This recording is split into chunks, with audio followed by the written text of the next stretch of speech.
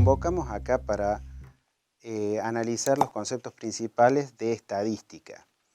Vamos a comenzar con una definición de estadística muy particular, que es la parte o la rama de la matemática que se encarga de la recolección, proceso, análisis de datos, para a partir de ellos hacer una parte inferencial, es decir, predecir qué es lo que puede ocurrir en función de los datos obtenidos anteriormente. A partir de este momento vamos a analizar qué es una población, que se trata de todos los elementos de un conjunto que está sujeto a análisis, y a partir de ello estos conjuntos pueden ser muy grandes, y para poder tomar datos sacamos lo que nosotros denominamos una muestra, una porción de esa población a la cual le analizamos la característica que queremos para después trasladarla a toda la población en conjunto. Por ejemplo, si nosotros estamos cocinando, tenemos una olla muy grande de alguna comida y con una cuchara probamos el sabor.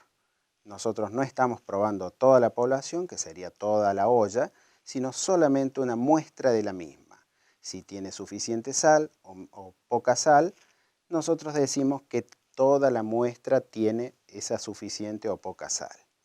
En otro caso, podemos analizar en la construcción de una losa. No sabemos si el hormigón que estamos colocando tiene la resistencia que corresponde.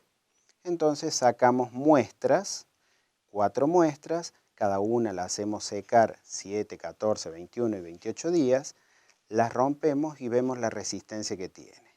También podemos analizar una serie de personas y decir, bueno, nosotros de toda esta cantidad de personas vamos a analizar los que tienen el suéter azul como muestra representativa de la variable que queremos analizar. Y lo que le ocurre a esta muestra de personas con suéter azul, trasladamos sus valores a toda la población en general. Bueno, espero que quede claro esta diferencia de conceptos. Y ahora vamos a pasar directamente a cómo vamos a denominar los valores estadísticos, sea de población o sea de muestra. Vamos a llamar parámetros a los valores estadísticos que analicemos sobre la población y vamos a llamar estadísticos a los valores que analizaremos sobre las muestras específicamente. Bueno, a partir de este momento vamos a clasificar los tipos de datos que nosotros podemos obtener de cada una, ya sea de población o ya sea de la muestra. Los datos se pueden clasificar en cuantitativos y cualitativos. Los cuantitativos son aquellos que se pueden contar. A su vez los vamos a clasificar en forma discreta o en forma continua. Ya vamos a analizar cada uno. Y los cualitativos los vamos a llamar nominales o cardinales o jerarquizados. Cuando tratemos de datos cuantitativos, los vamos a llamar discretos, aquellos que se pueden contar. Por ejemplo, el número de integrantes de una familia, por ejemplo, el número de automóviles en un estacionamiento. También podemos decir el número de huesos del cuerpo humano, que podemos contarlos. Ya si nosotros pasamos a las variables cuantitativas continuas, son aquellos que se pueden medir dentro de un intervalo. Ya no se pueden contar, sino medir dentro de un intervalo. Por ejemplo, la altura de los alumnos de un curso de la universidad, el peso de ellos, o puede ser también el tiempo que tarda una aeronave en viajar de un punto a otro. Esos son variables cuantitativas continuas, están contenidas dentro de intervalos. Bueno, en cuanto a las variables cualitativas, pueden ser las nominales en aquellas donde no existe un orden. Por ejemplo, nosotros podemos ejemplificar como las razas de perros, pueden ser las marcas de automóviles, pueden ser las provincias argentinas, los medios de transporte. En cambio, tenemos las cualitativas jerarquizadas donde sí existe un orden preestablecido, por ejemplo, los integrantes del podio de una carrera, puede ser, por ejemplo, cuando hacemos una encuesta, el nivel de satisfacción, muy bueno, bueno, medio, malo, muy malo. Puede ser también en los niveles de glucemia en sangre de algunas personas, alto, medio, bajo. Esas son variables cualitativas jerarquizadas. Bueno, a continuación trabajarán una actividad donde les servirá para organizar la información vista hasta ahora y después nos vamos a ver a la vuelta.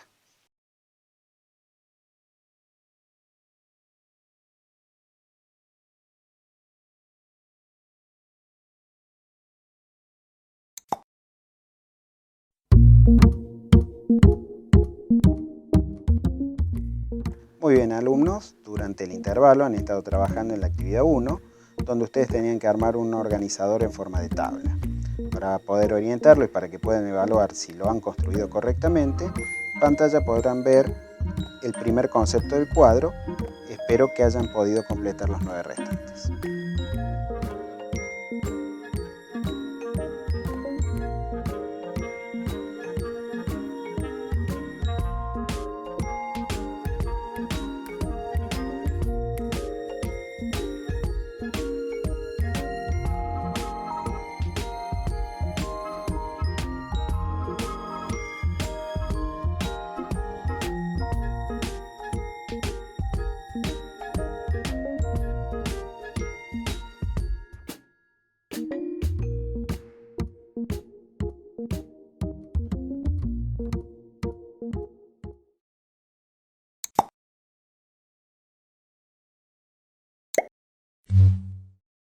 Cuando nosotros tenemos que evaluar las características de una distribución estadística, tenemos dos tipos de valores que podemos analizar: los valores de posición y los valores de dispersión. Los valores de posición los vamos a clasificar en media aritmética o promedio, comúnmente llamado, mediana y moda.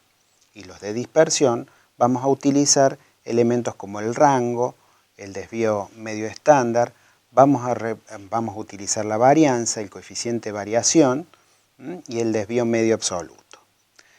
Pasando a los de posición, el primero que vamos a analizar va a ser la media aritmética o comúnmente llamado promedio, que es el cociente entre el número total de observaciones dividido la población de las mismas. Y como ejemplos de estos pueden ser los productos vendidos en un año en una empresa comercial o las unidades producidas por una empresa, el rendimiento de una inversión en el caso de una bolsa de valores, la cantidad de siniestros en una empresa de seguros o bien la cantidad de reproducciones de un video viral actualmente por internet. Esa es la media aritmética. La mediana se trata del valor central de una distribución y tiene una gran ventaja con respecto a la media, que no es afectada por los valores extremos de las observaciones.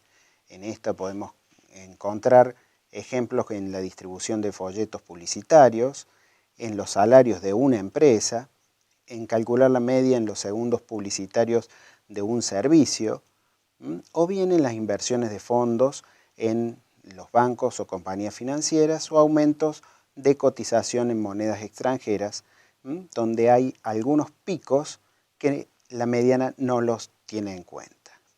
El tercer y último parámetro de posición es la moda, es decir, es el valor que más se repite en una distribución estadística. En este caso, los ejemplos pueden ser salarios de vengados, las consultas por internet sobre un profesional médico en una clínica determinada, los modelos de automóviles, las preferencias televisivas o las reproducciones de una noticia de espectáculo generalmente viral. ¿Son suficientes los valores de los parámetros de posición para describir una muestra? No, nos falta algo, y para ellos están los parámetros de dispersión. Entre ellos podemos contar el rango, que es la diferencia entre el valor mayor y el valor menor de la muestra. Podemos contar también el desvío medio, que es un promedio de los desvíos. La varianza, que utiliza los desvíos medios cuadráticos, el desvío estándar, que es el más importante de todo, que vamos a ver en un minuto, y el coeficiente de variación, que sirve para comparar muestras de características distintas. Pasando al desvío estándar, que es el más utilizado, junto con la media, el desvío estándar permite caracterizar la forma y la distribución de la muestra que nosotros hemos captado, y para así poder hacer inferencia hacia la población en general. A continuación realizarán una actividad que les permitirá afianzar y ordenar los conceptos vistos en este módulo.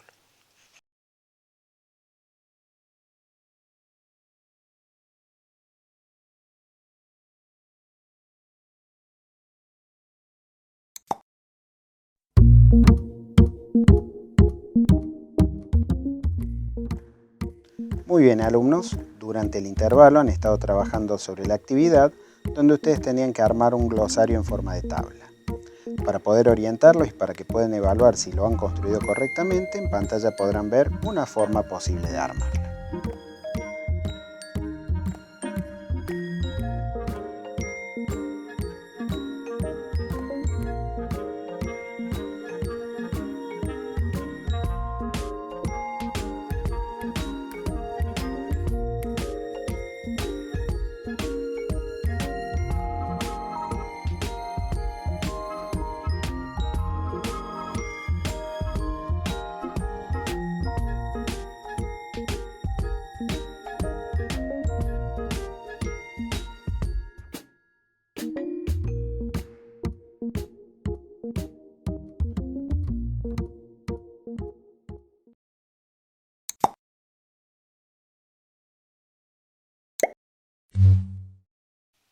En nuestra materia, el recolectar datos y hacer los cálculos de valores de posición de dispersión visto anteriormente, nos genera una serie de números que después tenemos que analizarlos. Eso puede ser un proceso engorroso, y para solucionar eso, nosotros podemos a esos datos graficarlos a través de diagramas. Los diagramas y gráficos nos permiten una lectura rápida y sacar conclusiones inmediatas sobre el evento o fenómeno que estamos analizando.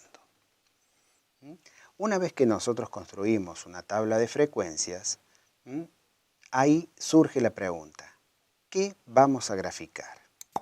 Pues bien, si tenemos un ejemplo de las notas de un curso universitario, podemos graficar las calificaciones con la frecuencia absoluta de ocurrencia de esas calificaciones, las calificaciones con la frecuencia relativa, las calificaciones con la frecuencia porcentual. Ya con eso podemos graficar un diagrama circular, un diagrama de barras, las calificaciones con una frecuencia acumulada, o bien las calificaciones con la frecuencia desacumulada. Cada gráfico tiene su característica y nos permite sacar conclusiones sobre un aspecto de esa recolección de datos. Los diagramas o gráficos más utilizados, o que vamos a utilizar más, podemos citar el gráfico de barras, el gráfico circular, los histogramas de frecuencias absolutas, de frecuencias relativas, y los polígonos de frecuencias, que también pueden ser con referente a frecuencias absolutas o frecuencias relativas, siempre considerando que tanto el histograma como el polígono de frecuencias, cuando se trata de frecuencias relativas, en realidad se está cambiando una escala en que todo el área que envuelve la curva debería ser igual a 1. Bueno, para el caso del diagrama de barras, nosotros podemos utilizarlo junto con la graficación de calificaciones y cualquiera de las frecuencias. En el caso del diagrama circular, nosotros tenemos que graficar en sectores circulares con un ángulo determinado en función del porcentaje que hemos obtenido de la tabla de frecuencias relativas. En el caso de diagramas de barras, nosotros podemos tener las barras separadas entre sí para tener una mayor claridad en el desarrollo de las mismas, o bien utilizar gráficos de barras donde las barras están todas unidas, pegaditas una al lado de la otra. También esos mismos diagramas de barra lo podemos expresar en forma vertical, es decir, que las barras estén representadas en el eje de las ordenadas o que las barras estén representadas en el eje de las abscisas y en este caso van a ser horizontales. Cuando las barras las tenemos unidas entre sí, o sea, una al lado de la otra, podemos construir lo que llamamos histograma. Bueno, pasando al diagrama circular o diagrama comúnmente llamado de torta, ellos pueden ser en 2 dimensiones, en 3 dimensiones, tener los sectores circulares representando a cada una de las calificaciones en el ejemplo que habíamos dado, unidos o bien separados, cada uno en función de tener una lectura muy rápida e inmediata del porcentaje que corresponde a cada uno. Cuando nosotros pasamos al polígono de frecuencias, nosotros estamos uniendo los puntos medios de cada barra y formamos una curva que va a ser en un primer momento un polígono de lados rectos al cual vamos a suavizar. Esto nos va a dar una curva más redondeada que, como hemos dicho antes, si fuera de frecuencias relativas, todo el área encerrada por esta curva con el eje de las X va a ser igual a 1 en el caso de frecuencias relativas y en el caso de frecuencias absolutas va a ser igual al número de observaciones realizadas.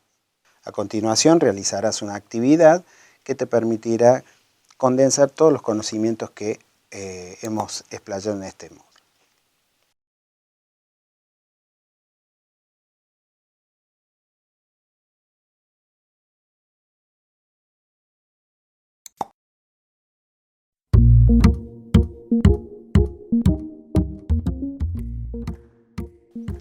Muy bien, alumnos, durante el intervalo han estado trabajando en una actividad donde ustedes tenían que armar un organizador en forma de tabla.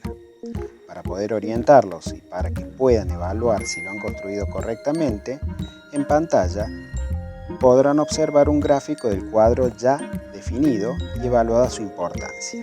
Queda en ustedes detectar y ubicar el resto de las propuestas.